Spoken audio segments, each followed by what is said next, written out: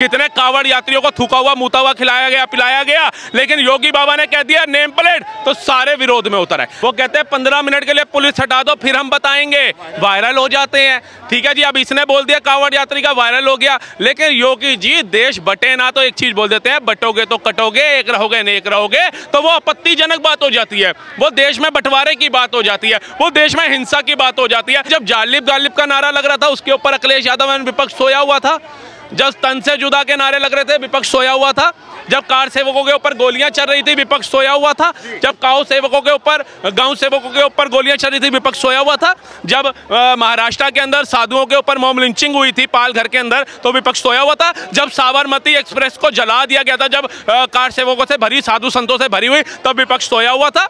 आप बताइए ये विपक्ष कहाँ था? अब वहाँ की जनता समझ चुकी है ये सिर्फ झूठे वादे कर सकते हैं और कुछ नहीं। और यूपी में अगर बाबा है तो यूपी का हर एक नागरिक सुरक्षित है, यूपी में रोजगार भी है, यूपी में महिलाओं का सम्मान भी है, यूपी में बच्चे भी सेफ हैं। अगर योगी बाबा नहीं है तो दोबारा हम उसी माहौल में पहुंच जाएंगे जहां हमारे पशु तक सुरक्षित नहीं थे, बच्चे छोड़ दो।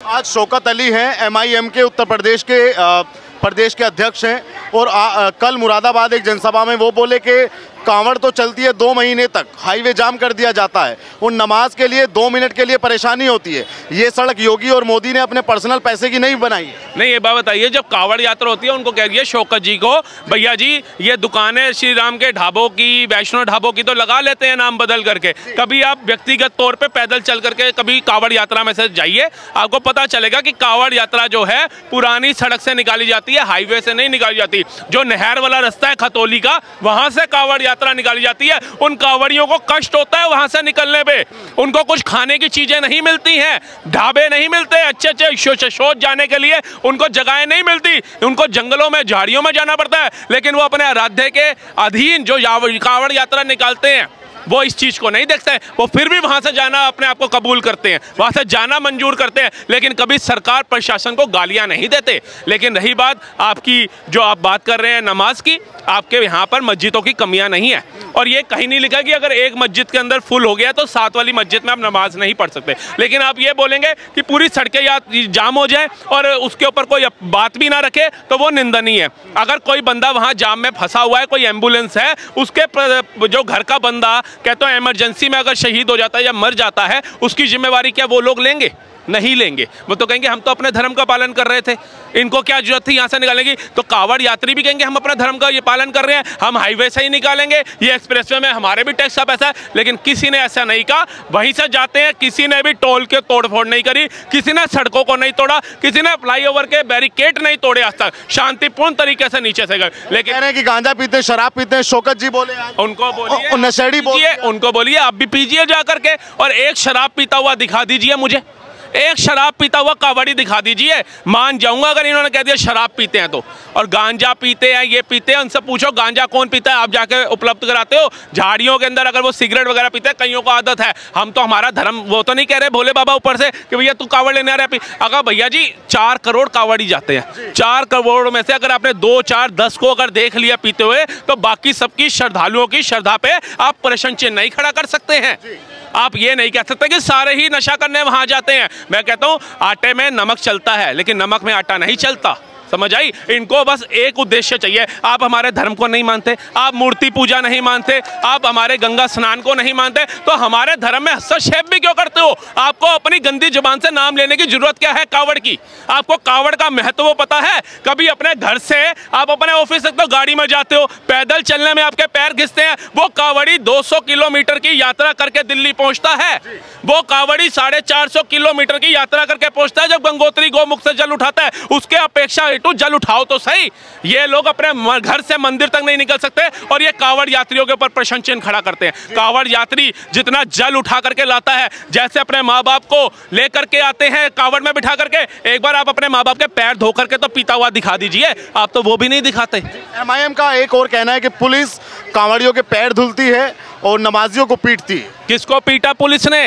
कितने नमाजी पीट डाले? अब बताइए, कितने नमाजियों को पीट दिया? कितनी वीडियो आपने देख ली? एक दिल्ली की वीडियो आई थी, उसके ऊपर भी उसको सस्पेंड करने का ऑर्डर आ गया, सरकार ने कार्रवाई करी, लेकिन उसी पुलिस वाले के ऊपर हमला किस समुदाय ने बोल दिया? जब संविधान के तहत उस पुलिस वाले के ऊपर कार्रवाई हुई, उसने बोला कि तुझे लात नहीं मारनी चाहिए थी, ये गलत है, आपके ऊपर कार्रवाई होगी। जब प्रशासन, सरकार, वही केंद्र शासित सरकार जिसके अंदर पुलिस है, वही मोदी की सरकार जिसके अंदर पुलिस है, वही अमित शाह की सरकार जिसके अंदर पुलिस है, उसी पुलिस ने कार्रवाई करी पुलिस वाले के ऊपर। ये नहीं देखा कि मुसलमानों को लात मारी गई, हिंदुओं को मारी गई, सिखों को, वहां मुसलमान को मारी गई, और ये कहते हैं मुस्लिम विरोधी पार्टी है, डूब के मर जाना चाहिए। कितने कावड़ यात्रियों को थूका हुआ, मुता हुआ खिलाया गया, पिलाया गया, लेकिन योगी बाबा ने कह दिया नेम प्लेट, तो सारे विरोध में उतर आए। आप जय श्री राम बोलोगे या किसी मुस्लिम भाई को बोलोगे जय श्री राम बोल दो, वो कहेगा मेरे मुंह में जबरदस्ती तू जय श्री राम बुलाएगा, बवाल हो जाता है, दंगे हो जाते हैं। लेकिन जय श्री राम के नाम से ढाबा खोलने में बवाल नहीं होता, किसी को फोन पे ये बताते हुए बवाल नहीं होता कि भैया मेरे ढाबा है जय श्री राम, गणेश ढाबा के बगल वाला ढाबा है और माँ लक्ष्मी के साथ वाला ढाबा है, वहां आके मुझे फोन करियो, सामान यहाँ पहुंचा दियो, तब मुंह से राम नहीं निकल रहा है। वो बजरंगी भाईजान में सलमान खान बजरंगी भाईजान नाम रखता है, अपने पिताजी को रोल देता है स्वयं सेवक बनने का, तब नाम में इनको पीड़ा नहीं होती। क्यों? 200, 400, 600 करोड़ की कमाई है। यहाँ पर ढाबे खोलने से जय श्री राम के बुराई नहीं होती, क्योंकि वहाँ पे हजारों लाखों रुपए की कमाई है। मतलब हिंदुओं के वहाँ आप कमाई करो, हम तो कहते हैं करो, सभी का हक है। कोई मुसलमान से भी तो कमाई कराता होगा, हमें भी अपने घर में कारपेंटर का काम है तो मुसलमान को बोले, लेकिन हम ये तो नहीं कह रहे हम मुसलमान का नाम नहीं लेंगे, हमें मुसलमान के नाम से पीड़ा है, हम तो कहते हैं, हम तो बोलते हैं, लेकिन आपको जय श्री राम के नाम से पीड़ा है, क्यों पीड़ा है आपको? ये पीड़ा की जो बात कर रहे हैं वो है नहीं, मैं समझा नहीं। ये जो शौकत अली को पीड़ा है, MIM पार्टी को जो पीड़ा है, वो पीड़ा क्यों है कांवड़ से? नहीं, अगर ये पीड़ा है तो गलत है ना, अगर ये पीड़ा है इस तरह की तो गलत है। वही बात भाई ने बोली, वही बात मैं भी बोल रहा हूँ कि भाई अगर सुर बदल गए यार भैया थोड़े। भाई मैंने तो वही बोल रहा हूँ कि जो मैंने आपसे क्या बोला कि भैया अगर कोई एक दो इस तरह की हरकत करता है तो इसका मतलब ये थोड़ी ना है कि तुम सबको बुरा बोलोगे। यही मैंने पहले बोला था, यही मैंने अब बोला है, मैंने कहाँ सुर बदल। अब उपचुनाव पे आते हैं, कल वोटिंग होना है उपचुनाव के लिए 9 सीटों पर, महाराष्ट्र में भी, झारखंड में भी और उत्तर प्रदेश में 9 सीटों पर। अब 9 सीटों पर चुनाव होने से पहले MIM असदुद्दीन ओवैसी की पार्टी का ऐसा क्रांति वाला ऐसा बयान, ये तो वायरल हो रहा है। देखिए, इनके ही बयान जो वायरल होते हैं, ये बोल देते हैं कि योगी मठ चले जाएंगे, मोदी पहाड़ों में चले जाएंगे, तुम्हें कौन बचाएगा, वायरल हो जाता है। वो कहते हैं 15 मिनट के लिए पुलिस हटा दो फिर हम बताएंगे, वायरल हो जाते हैं। ठीक है जी, अब इसने बोल दिया कांवड़ यात्री का, वायरल हो गया। लेकिन योगी जी देश बटे ना, तो एक चीज बोल देते हैं, बटोगे तो कटोगे, एक रहोगे नेक रहोगे, तो वो आपत्तिजनक बात हो जाती है, वो देश में बंटवारे की बात हो जाती है, वो देश में हिंसा की बात हो जाती है। लेकिन जब जालिब गालिब का नारा लग रहा था, उसके ऊपर अखिलेश यादव एवं विपक्ष सोया हुआ था। जब तन से जुदा के नारे लग रहे थे, विपक्ष सोया हुआ था। जब कार सेवकों के ऊपर गोलियां चल रही थी, विपक्ष सोया हुआ था। जब गांव सेवकों के ऊपर गोलियां चल रही थी, विपक्ष सोया हुआ था। जब महाराष्ट्र के अंदर साधुओं के ऊपर मॉब लिंचिंग हुई थी पाल घर के अंदर, तो विपक्ष सोया हुआ था। जब साबरमती एक्सप्रेस को जला दिया गया था, जब कार सेवकों से भरी, साधु संतों से भरी हुई, तब विपक्ष सोया हुआ था। आप बताइए, ये विपक्ष कहाँ था? जब मुजफ्फरनगर दंगे हुए, विपक्ष कहाँ था? क्यों इसने आवाज नहीं उठाई? कौन सी गहरी निद्रा में था? जब गिरजा टीकू का बलात्कार करके उसे आरे से काट दिया गया था, तब ये विपक्ष सोया हुआ था। जब मेरा तिरंगा, मेरा अभिमान जलाया जा रहा था कश्मीर में, ये विपक्ष सोया हुआ था। जब मेरी सेना के सामने खड़ा होकर के एक गाय को तिरंगे पे रख के कश्मीर में काट दिया गया था, तो ये मेरा विपक्ष सोया हुआ था। कहाँ था ये? जब मेरी सेना को पत्थर मारे जा रहे थे, ये कहाँ था विपक्ष? पूछिए। आज दिवाली अगर हमारे नरेंद्र मोदी जी सेना के साथ मनाते हैं तो इनको मिर्ची लगती है।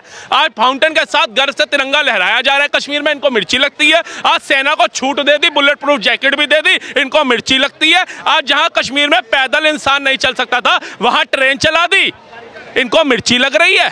पूछिए इनसे। G20 भारत में हुआ और कश्मीर जैसी स्टेट में भी हुआ जो पीसफुल नहीं है, ये मोदी ने कराया, इनको मिर्ची लगती है। करो मोदी जितना काम। कल अखिलेश यादव ने कहा कि ये चुनाव उत्तर प्रदेश में बाबा को मानने वाले और बाबा साहब को मानने वालों के बीच में है। हाँ, बाबा साहब की बात वो कर रहे हैं जिनके नाना जी बाबा साहब भीमराव अंबेडकर के लिए 2 बार चुनाव में खड़े हुए विपक्ष में, बाबा साहब भीमराव को हराने के लिए। उन्होंने कानून मंत्री के पद से लात मार दी थी, क्योंकि बंटवारे को लेकर के जो सहमति हुई थी कि भैया अभी काटे जा रहे हैं हिंदू भी मुसलमान भी, जब तक ये माहौल शांत नहीं होता तब तक मुसलमानों को यहाँ रोक दिया जाए, हिंदुओं को वहां रोक दिया जाए, लेकिन मुसलमानों को वहां नहीं भेजा गया। आप पढ़िए ना अम्बेडकर साहब की किताब, आपको पता चलेगा। किस मुद्दे पर वोट होगी फिर कल उत्तर प्रदेश? इस मुद्दे पे होगी कि मोदी सरकार को, भाजपा सरकार को प्रचार करना चाहिए, एक तरफ दिखाना चाहिए सेकुलर शब्द बाबा साहब ने नहीं डाला था, इंदिरा जी ने डाला था। आपातकाल बाबा साहब भीमराव अंबेडकर ने नहीं लिखा था, किसने? इंदिरा गांधी जी ने लिखा था। पहले संसाधनों पे पहला हक मुसलमानों को होगा, ऐसा बाबा साहब ने नहीं कहा था, लेकिन कांग्रेस ने कहा था। मदरसे खोल करके गुरुकुल खत्म कर दो, बाबा साहब ने कभी नहीं कहा था, कांग्रेस ने कहा था। मुस्लिम पर्सनल लॉ दो, मुस्लिम बोल के पर्सनल लॉ दो, वक्फ बोर्ड दो, ये सब बाबा साहब ने नहीं कहा था, लेकिन सनातन बोर्ड मत दो। राहुल भाई एक बात बताओ, ये मुद्दा तो ध्रुवीकरण का बन जाएगा ना? फिर क्यों बन जाएगा? आप खुद बाबा साहब के अनुयायी बन रहे हो। राहुल गांधी जी संविधान की किताब लेकर के चल रहे हैं। अनुराग ठाकुर जी ने इतना पूछा, पन्ने बता दो कितने, पन्ने नहीं पता थे, अपनी जाति नहीं पता, जाति जनगणना की बात कर रहे हैं, बाबा साहब का संविधान बचाने की बात कर रहे हैं। लेकिन भाजपा को भी स्पष्ट रूप से प्रचार करना चाहिए, कटोगे बटों के साथ ये भी कि भैया संविधान की धज्जियां किसने उड़ाई। संविधान क्या नाम है आपका? मोहम्मद कमरे आलम। कहाँ से हो? उत्तर प्रदेश से या बिहार से? बिहार से। बिहार से। कल उत्तर प्रदेश में 9 सीटों पर विधानसभा के उपचुनाव होने हैं, उसमें योगी और अखिलेश यादव की दोनों का चेहरा दांव पे लगा है। क्या लगता है, अखिलेश बाजी मारेंगे या योगी जी बाजी मारेंगे? ये तो पता नहीं। फिर भी नेता कौन बढ़िया लगता है आपको, अखिलेश या योगी जी? अभी तक तो मैं वोट ही नहीं गिराया। तो अरे वोट नहीं डाले मतलब कुछ तो सुने होंगे, कोई अच्छा तो लगता होगा। अखिलेश यादव बढ़िया लगते हैं या योगी जी? जैसे बॉलीवुड में आपको पसंद है कोई, तो ऐसा पॉलिटिक्स में कौन पसंद है? मुझे ये सब में नहीं रहता भाई, वो पसंद नहीं है। वो बता देते हैं कि आपने राजनीति पर चर्चा नहीं करनी है, आप वायरल हो जाओगे। कौन बताता है? जो भी इनके हैं जाते हैं, जहां पर भी बताया जाता है। देखिए उसको अभी पूछ लो कि सलमान खान बेस्ट है या अक्षय कुमार, ये कह देंगे सलमान खान। इनसे पूछ लो रणबीर कपूर अच्छा है या शाहरुख खान, कह देंगे शाहरुख खान।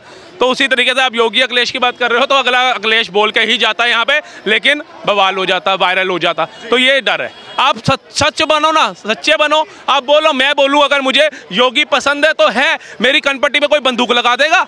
मैं बोलूं मुझे मोदी पसंद है, कोई कनपट्टी पे बंदूक लगा देगा? नहीं। मुझे बाबा साहब भीमराव अंबेडकर को मेरे को नहीं पता था भाई ये दलित हैं, आदिवासी हैं, SC ST नहीं, लेकिन जब इनको पढ़ा तो मुझे पता चला कि टोटली छुआछूत को खत्म करने वाला अगर कोई एक इंसान था वो बाबा साहब भीमराव अंबेडकर थे। बंटवारे के बाद उन्होंने संविधान के पद पे अध्यक्ष रह करके इसके अंदर काफी अच्छी भूमिकाएं निभाई, इतने सम्मानीय थे। लेकिन जो बाबा साहब की संविधान की किताब लेकर के चल रहे हैं उनको बोलिए ये इतने बड़े बड़े गांधी स्मारक बना रखे हैं, इंदिरा स्मारक बना रखे हैं, राजीव स्मारक बना रखे हैं, बाबा साहब के लिए आपने क्या किया 65 सालों में? ये कह रहे हैं कि खामियाजा भुगतेगी भाजपा सरकार उत्तर प्रदेश के अंदर स्टूडेंटों को लेकर। कौन से स्टूडेंट्स को लेकर पूछिए? रोजगार और स्टूडेंट, जो भी स्टूडेंट के जो पेपर लीक हो जाते हैं या जो रोजगार देने में जो नाकाम है, तो विपक्ष बहुत बड़ा मुद्दा है देश में युवाओं के लिए। अगर रोजगार ही नहीं हो गए तो ये थोड़ी बातें बेईमानी हो जाती है। इनके घर में 4-5 अनजान लोग घुस जाएंगे और अगर उनसे अपील करी जाएगी भैया ये अपने अपील करेंगे मेरे घर से भगाओ इनको, कैसे घुस गए, तो हम कहेंगे, वो कहेंगे हम नहीं निकलते, जो करना कर लो, प्रशासन भी इनकी ना सुने, दंगा और हो जाए तो ये क्या करेंगे भाई साहब? अब जो रोहिंग्या इतने घुस चुके हैं उनको भगाने का काम होता है CA/NRC का, तो विरोध भारत में ही होता है। और कुछ हमारे सेकुलर भाई कहते हैं कि देश में दंगे हो रहे हैं, आगजनी हो रही है, यहाँ पर बिरयानियाँ खाते हैं, यहीं की सरकारी संपत्तियाँ जला देते हैं, उनको भगाने का काम सरकार करे तो वो भी दोषी है। और नहीं करती कि भैया ये 2, 4, 5 करोड़ जो है, जो सुप्रीम कोर्ट भी मान चुका है, इनको भगाया जाए। तो आप कह रहे हैं कि रोहिंग्याओं की वजह से रोजगार नहीं मिलता? यार आबादी तो बढ़ रही है ना। आप बताइए, अभी आपने बाइडन का इलेक्शन देखा था, जब जो डोनाल्ड ट्रंप और बाइडन का अमेरिका का, उसमें डोनाल्ड ट्रंप ने क्या बोली थी बात? उसने कहा था कि समस्त अमेरिका के जितने लोग हैं उनको सरकारी रोजगार नहीं मिल सकता, सरकारी नौकरियां नहीं मिल सकती। उन्होंने टेस्ला के मालिक को, एलन मस्क को साथ लेकर के चले और कहा उद्योगपति भी प्राइवेट सेक्टर में रोजगार उपलब्ध कराते हैं। योगी सरकार किस बात का खामियाजा? अडानी अंबानी के साथ खड़े हो जाते हैं, मिर्चा लग जाती है ये अडानी अंबानी की सरकार है। अरे ये पूछो राहुल गांधी, अखिलेश, केजरीवाल, ममता बनर्जी कि इन्होंने कितने रोजगार भारत में दिए अडानी अंबानी रतन टाटा के मुकाबले, पूछिए। अगर आज उनको कमी नहीं है है, आज वो अपना बैग उठाए, अमेरिका चले जाए, रशिया चले जाए, चाइना चले जाए, कहीं चले जाए, रेड कारपेट बिछा देंगे उनके लिए। इतना पैसा है उनके पास, इतने बड़े उद्योगपति हैं। लेकिन जिन लोगों का रोजगार जाएगा, ये भाई साहब देंगे देने, या राहुल गांधी देंगे, या अखिलेश यादव देंगे? पहले मूर्खता यहाँ तो देखो। अभी तेलंगाना में 100 करोड़ का चेक पकड़ा वहां के सीएम ने, कांग्रेस के। क्यों लिया भैया? अडानी अगर ना सूरत हो, अंबानी ना सूरत, उसके बेटे की शादी में खाना खाने क्यों गए? पूछिए क्यों गए? लालू जी जिनकी किडनियां फेल है, पैरोल पे बाहर है, लेकिन वहां पर काजू बादाम पिस्ता खाने पहुंच गए, पनीर 2 प्याजा खाने पहुंच गए। क्यों गए भैया? ऐसा तो नहीं कि कल ऐसा हो जाए काम के योगी जी को कुछ फिर से दुख हो? देखिए, दुख नहीं होगा, ये जनता का विश्वास होगा। जनता का विश्वास पहले तो जनता भुगत ही रही है, जो उनको 85 टकाटक के चक्कर में लाते मिली फटाफट। ठीक है जी, बहन बेटियों की आबरू लूटी गई टकाटक जिस तरीके से। अब वहाँ की जनता समझ चुकी है ये सिर्फ झूठे वादे कर सकते हैं और कुछ नहीं। और यूपी में अगर बाबा है तो यूपी का हर एक नागरिक सुरक्षित है।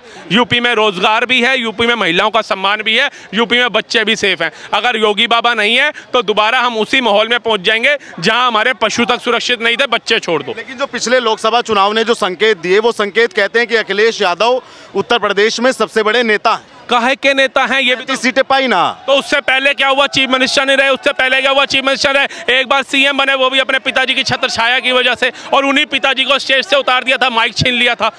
आप बताइए ना, काहे के सीएम हैं आप बताइए? और इतने अच्छे सीएम है तो आप बताइए, मोदी जी ने अपने पूरे परिवार में जो उनके भाई बंधु हैं, भाभियां हैं, रिश्तेदार हैं, उनको प्रचार में उतारा था? नहीं उतारा। योगी जी ने अपनी बहन को बुलाया उत्तराखंड से कि भाई मेरे लिए प्रचार में आ जा, नहीं आए। लेकिन अखिलेश यादव जी ने अपनी बिटिया को उतारा। राहुल गांधी जी हर चुनाव में अपनी बहन को उतारते हैं। वायनाड के अंदर इनको जमीन से जुड़ा कार्यकर्ता नहीं मिला कोई कि उसको भी ऊपर ले आए। वहाँ इनको SC ST OBC नजर नहीं आया, वहाँ इनको अपनी बहन नजर आई, जो खुद इतनी बड़ी करोड़ों की मालकिन है, जिसका नाम ही इतना बड़ा है कि बंदा झुक जाए उसके आगे। उस बहन को वायनाड से सीट पे लड़ा रहे हैं। तो आप ये सोचिए कि इनकी मानसिकता क्या है। इनकी मानसिकता ये नहीं है कि ये हमारे छोटे भाई हैं, इनको भी राजनीति में आना चाहिए, अपने लोगों के लिए काम करना चाहिए, अपने क्षेत्र के लिए काम करना चाहिए। ये हमारे भाई हैं, ये हमारी बहन है, इनको आना चाहिए। उनका है कि हमारा परिवारवाद ही आगे आना चाहिए। कल उत्तर प्रदेश में 9 सीटों के लिए उपचुनाव है और वहां पे कल वोट डल जाएगा। क्या लगता है आपको, किसके पक्ष में होगा? अखिलेश यादव और योगी आदित्यनाथ का चेहरा दांव पर है, दोनों ने जम के पसीना बहाया। लग तो रहा योगी जाएगा। योगी जाएंगे सत्ता से बाहर? नहीं, योगी तो अच्छी पोजीशन में जाएगा। अच्छी पोजीशन। अखिलेश का तो देख लिया लोकसभा चुनाव में, जो उसने बवंडर मचाया था झूठ बोल के, राहुल के साथ संविधान लेके और 8,500 रुपये मंथली लेके, वो उस चक्कर में लोग बहुत खिलाफ हैं उससे। आपको पता, मतलब लोग इस बारे में बात करते हैं कि भाई पैसे नहीं मिले, लाइन इतनी लाइन लगी है वहाँ पे, बिल्कुल करते हैं, लाइन लगी है वहाँ पे पैसे लेने के लिए, फार्म दिखाया, उन्हें सबूत दिखाया। इसके चक्कर में कोर्ट में केस भी लगाया किसी ने कि इन्होंने कांग्रेस के झूठ बोला है, लोगों को धोखा दिया है, लिखित दिया है। 99 सीट पर केस चल रहा है, 99 लोकसभा जो है उन पर सब पे केस लागू किया एक बंदे ने। अच्छा, तो आपको लगता है कि योगी जी किस कारण से आगे जाएंगे? देखिए, योगी का एक स्ट्रॉन्ग फैसले जो होते हैं ना, वो जो फैसले लेते हैं, कहते हैं तो करते हैं, ये झूठे वादे नहीं करते हो बस। लेकिन अखिलेश यादव को 37 सीटें तो मिली ना सर अभी लोकसभा में। झूठ बोल के उसका भी अब 23 नवंबर को पता लग जाएगा। और दूसरी बात एक होता है, उपचुनाव कोई खास वैल्यू नहीं, खास नहीं होता, लेकिन पसीना जम के बहा। जहाँ उत्तर प्रदेश में रोड शो से लेकर जनसभाएं, देखो योगी ने क्यों बहा पसीना, लोकसभा में जो उसको ठेस झटका लगा था, उसके चक्कर में योगी ने अपनी इमेज बरकरार रखने के लिए पसीना बहा, जो उससे बोला गया। गल तो बोला नहीं, जोड़ेंगे तो बटोगे तो कटोगे। अब उनके उसके चक्कर में ये विपक्षी नेता ऐसे डायलॉग ढूंढ रहे हैं, उसकी काट नहीं मिली इनको अब तक। चुनाव कल परसों है, चुनाव है कल, लेकिन उस डायलॉग की काट अब तक इनको मिली नहीं है। कभी कुछ जोड़ रहे हैं, कभी कुछ जोड़ रहे हैं, कभी कुछ जोड़ रहे हैं। और ऐसे महाराष्ट्र में हो रहा है, महाराष्ट्र में भी ये पागल हो चुके हैं, इसका काट हमें मिल नहीं रही है।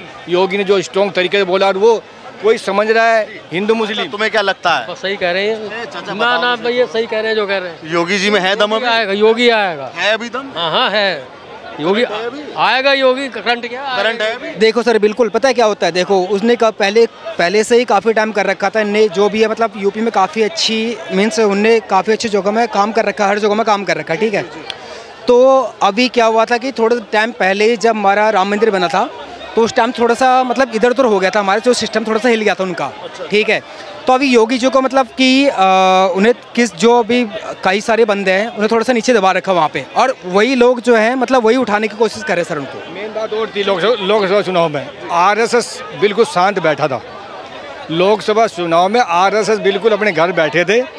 अब आरएसएस एक्टिव है, मैदान में है, और वो घरों से वोट निकालने वाला एक बीजेपी नहीं है। आरएसएस का बहुत बड़ा हाथ होता है बीजेपी के साथ। जब बीजेपी के साथ आरएसएस नहीं हुई 240, अगर आरएसएस होती तो 400 पार जरूर होती। इस बार आपको लगता है कि आरएसएस के साथ होने से उपचुनाव में भी योगी का जो गिराफ घटा लोकसभा में वो ठीक? देखो सीट का तो मुझे पता नहीं, लेकिन परसेंटेज बढ़ेगी। चलिए ठीक है, तो परसेंटेज बढ़ जाएगी। कल उत्तर प्रदेश में 9 सीटों पर विधानसभा के मतदान होंगे और उसमें सभी जो उम्मीदवार होंगे उनकी किस्मत कैद हो जाएगी। आप भी देखते रहिए न्यूज़ पेटी को। लगातार यूपी के बारे में अपडेट देखने के लिए धन्यवाद।